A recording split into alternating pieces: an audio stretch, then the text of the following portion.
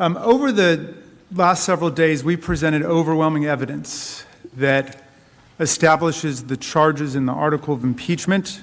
We've shown you how President Trump created a powder keg, lit a match, and then continued his incitement even as he failed to defend us from the ensuing violence. We've supported our position with images, videos, affidavits, documents, tweets, and other evidence, leaving no doubt that the Senate should convict. We believe we've proven our case. But last night, Congresswoman Jamie Herrera Butler of Washington State issued a statement confirming that in the middle of the insurrection, when House Minority Leader Kevin McCarthy called the president to beg for help, President Trump responded, and I quote, "Well, Kevin, I guess these people are more upset about the election than you are." Needless to say, this is an additional critical piece of corroborating evidence, further confirming the charges before you, as well as the president's willful dereliction of duty and desertion of duty as Commander-in-Chief of the United States, his state of mind, and his further incitement of the insurrection on January 6th.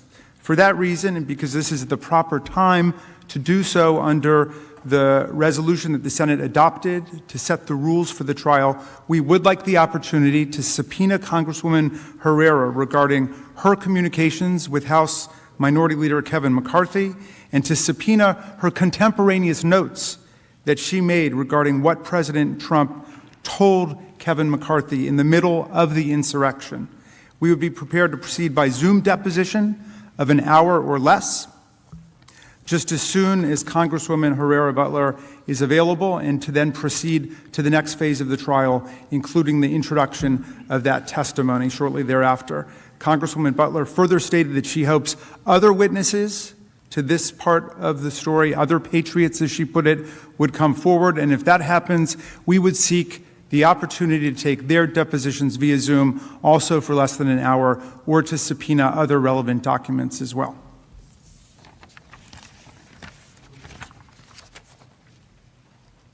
President, thank you. This is the proper time that we were assigned to talk about witnesses. This is completely within the course of the rules set forth by the Senate. There's nothing remotely unusual about this.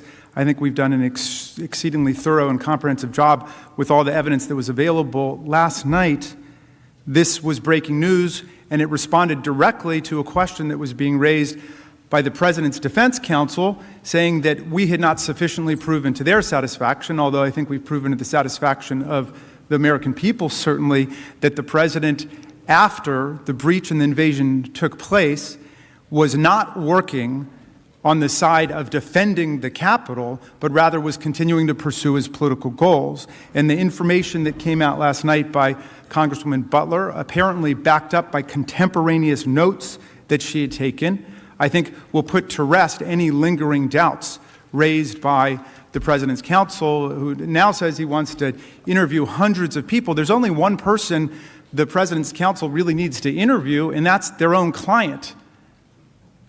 And bring him forward, as we suggested last week, because a lot of this is matters that are in his head. Well, why did he not act to defend the country after he learned of the attack? Why was he continuing to press the political case? But this piece of evidence is relevant to that. If I may.